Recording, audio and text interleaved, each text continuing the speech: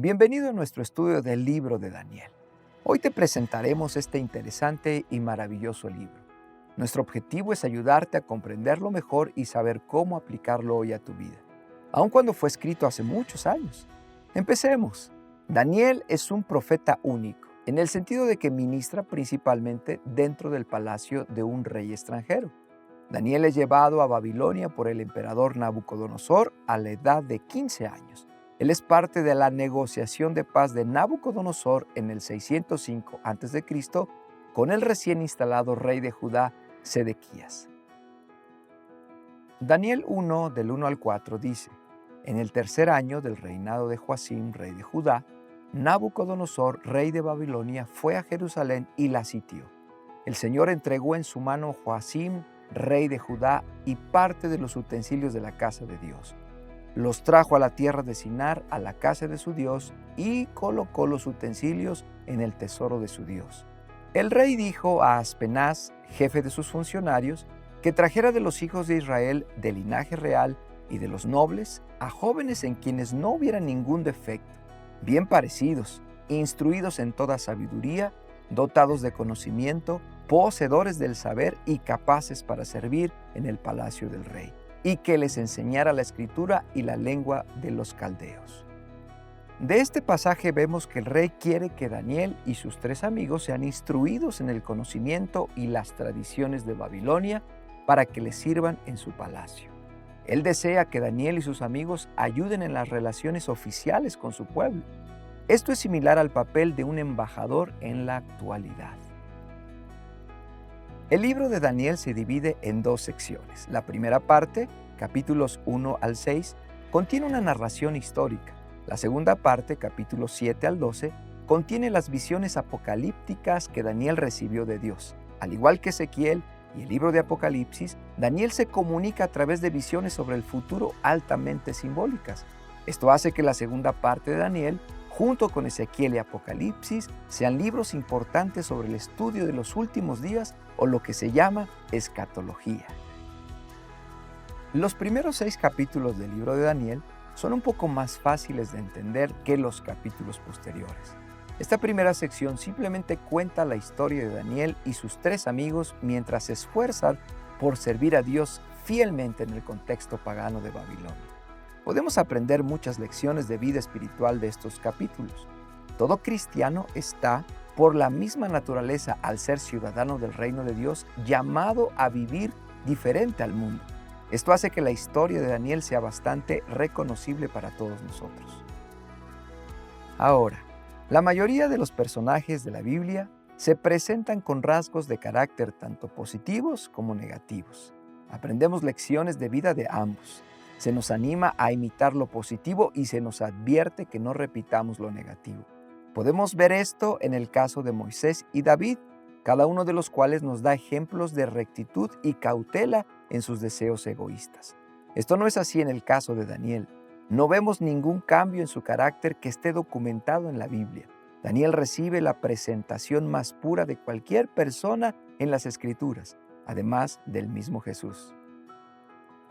Daniel vive en Babilonia durante el periodo de 70 años del cautiverio babilónico. Su vida es un gran ejemplo para todos los cautivos de Judá en Babilonia. Él les muestra cómo vivir una vida santa y sin concesiones en un país pagano. Tal como Pablo más tarde llamará a hacer a todos los creyentes en Romanos 12:2, no se conformen a este mundo, más bien, transfórmense por la renovación de su entendimiento, de modo que comprueben cuál sea la voluntad de Dios, buena, agradable y perfecta. Hay una presión constante para adaptarse a este mundo, y tanto Daniel como sus amigos se ven presionados a adaptarse al patrón de la cultura pagana babilónica. Son presionados para comer la comida provista por el rey. Según los estándares judíos, esta comida se consideraba impura, ya que a menudo se tomaba de animales prohibidos y se sacrificaba a los ídolos de dioses falsos. Daniel 1:8 dice: Daniel se propuso en su corazón no contaminarse. El valor de Daniel para resistir el pecado era evidente. Los 3 amigos se ponen de pie con Daniel y navegan sabiamente estas aguas peligrosas. Aprenden el idioma babilónico y sus nombres hebreos se cambian por nombres paganos babilónicos. El nombre hebreo de Daniel significa Dios es mi juez. El de Ananías significa favorecido por Yahvé. El de Misael significa ¿quién como Dios? Y el de Azarías significa ayudado por Yahvé. Pero luego se les dan nuevos nombres relacionados con los dioses babilónicos. El nombre de Daniel se cambia a Belsasar, que significa Bel, protege su vida. Bel es uno de los nombres de la principal deidad babilónica Marduk. Imagina cómo se debe haber sentido Daniel cuando escuchó su nuevo nombre. Misael y Ananías reciben el nombre del dios de la luna falsa. Misael se llama Mesac, que significa ¿quién es Acú? El nuevo nombre de Ananías es Sadrach, o comando de Acú. Azarías se convierte en Abednego, que significa siervo de Nebo. Nabú es el dios babilónico de la escritura y un dios de la fertilidad de la vegetación. Estos nombres iban en contra de todo lo que Daniel y sus amigos creían y tenían como verdad. Al asignarles nuevos nombres, Nabucodonosor esencialmente les está diciendo a estos 4 jóvenes: vamos a convertirlos en babilonios. Estos 4 jóvenes están listos para el desafío. Ellos sabia y respetuosamente se oponen a Nabucodonosor y a todo el imperio babilónico diciendo: no nos van a convertir en babilonios, pero Dios los hará creyentes. Nuestra enseñanza es clara. Los que están en oposición con Dios están constantemente tratando de convertir a los creyentes en paganos. Y los creyentes están constantemente tratando de convertir a los incrédulos en cristianos. Nabucodonosor no logra convertir a Daniel y a sus amigos en babilonios, pero Dios usa a estos jóvenes para llevar a Nabucodonosor a una declaración en Daniel 4, donde dice del Dios de Daniel: yo, Nabucodonosor, alabo, exalto y glorifico al Rey de los cielos, porque todas sus obras son verdad y sus caminos son justicia. Él puede humillar a los que andan con soberbia. ¡Qué gran cambio de corazón! Y todo por el testimonio de Daniel de un Dios transformador. Esta es la historia de cómo Dios usa a Daniel para convertir al rey más poderoso de la tierra. En Daniel 2, Nabucodonosor tiene un sueño que realmente lo perturba. Para asegurarse de que obtendrá una interpretación precisa, él les dice a sus sabios, astrólogos y magos que no les contará su sueño, sino que ellos tienen que contarle el sueño. Si no pueden demostrar que son verdaderos videntes, entonces los matará a todos.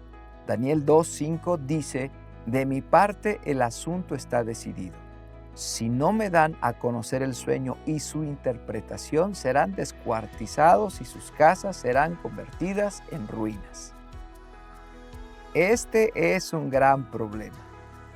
Estos hombres responden en Daniel 2:11 diciendo: el asunto que el rey pide es difícil y no hay delante del rey quien lo pueda declarar, salvo los dioses cuya morada no está con los mortales.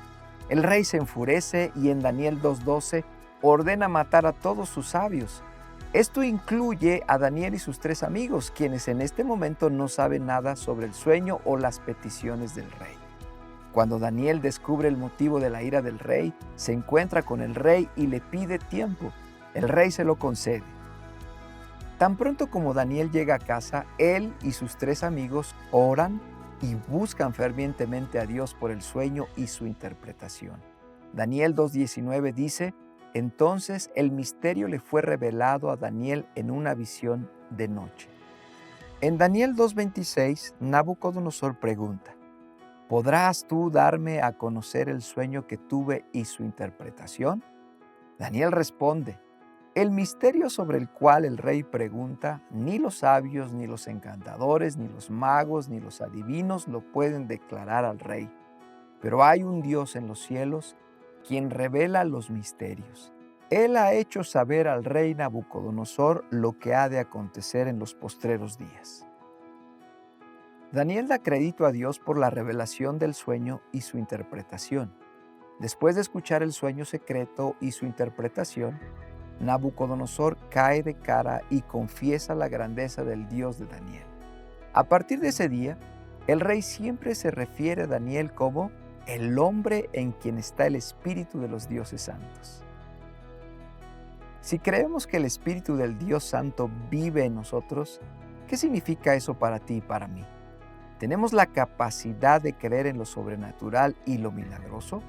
¿De verdad crees que Dios puede hacer cualquier cosa? Las Escrituras nos dicen que Él sí puede. ¿Estás enfrentando problemas que parecen imposibles de resolver? En este libro, Nabucodonosor exige lo imposible. Muchos lloran de desesperación. Sin embargo, Daniel sabe que con Dios todo es posible. Daniel no solo posee fe, sino una fe que puede hacer frente al cautiverio en Babilonia. Él es un fiel empleado del gobierno que vive una vida de fe en el poder profético. Su vida es un ejemplo. ¿Qué le permite a Daniel hacer frente a esta cultura hostil y mantener su fe todo el tiempo? Daniel cree en el poder de Dios y en el poder de la oración. Él nunca está decepcionado. Como resultado de la identificación e interpretación de Daniel del sueño de Nabucodonosor, este es elevado a una alta posición en Babilonia. La posición de Daniel y el respeto que se le tiene continúan aumentando a lo largo de los reinados de varios gobernantes babilónicos. Naturalmente, los funcionarios de alto rango de Babilonia están celosos de Daniel. Puede que haya salvado sus vidas, pero también los hizo parecer débiles y tontos. Ellos comienzan a tramar la caída de Daniel. Buscan desesperadamente incriminar a Daniel, pero no pueden encontrar ningún defecto en él. Sin secretos, sin corrupción, la vida de Daniel es una vida de integridad. El único punto de debilidad que pueden encontrar es su verdadera devoción a su Dios.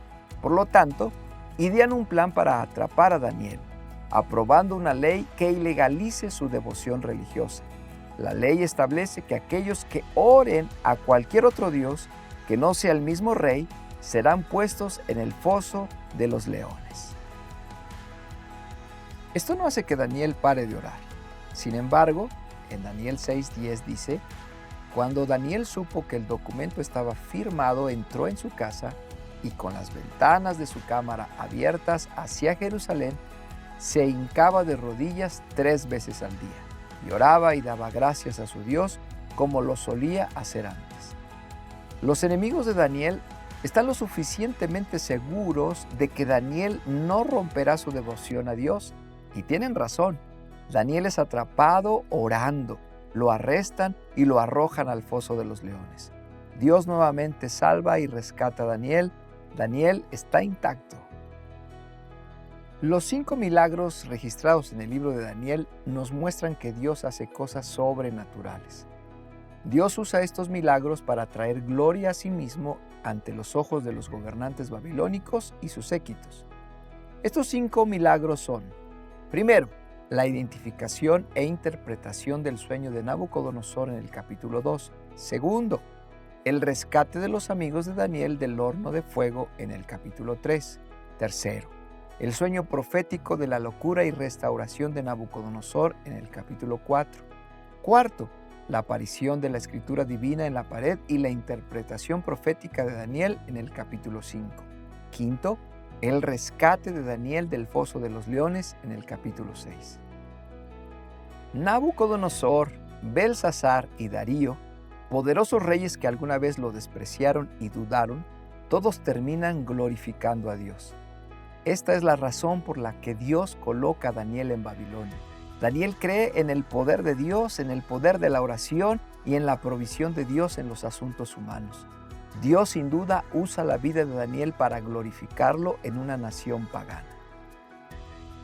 Para terminar, recuerda esto: cuando enfrentamos problemas que parecen imposibles de resolver, debemos creer en el poder de Dios, en el poder de la oración y en la provisión de Dios. Mientras vivimos nuestra fe en este mundo, estamos rodeados de influencias mundanas, tal como lo estuvo Daniel. El mundo que nos rodea está intentando convertirnos en babilonios espirituales. Cuando el mundo nos presiona para que nos conformemos, debemos aprender de Daniel y sus 3 amigos. Daniel y sus amigos decidieron en su corazón no adoptar los caminos de los babilonios. En cambio, Están decididos a convertir a los babilonios en creyentes. Lo mismo es para nosotros. No tenemos que permanecer pasivos. Debemos influir activamente en el mundo, viviendo vidas del amor de Dios. No consintamos, decidamos ser como Daniel.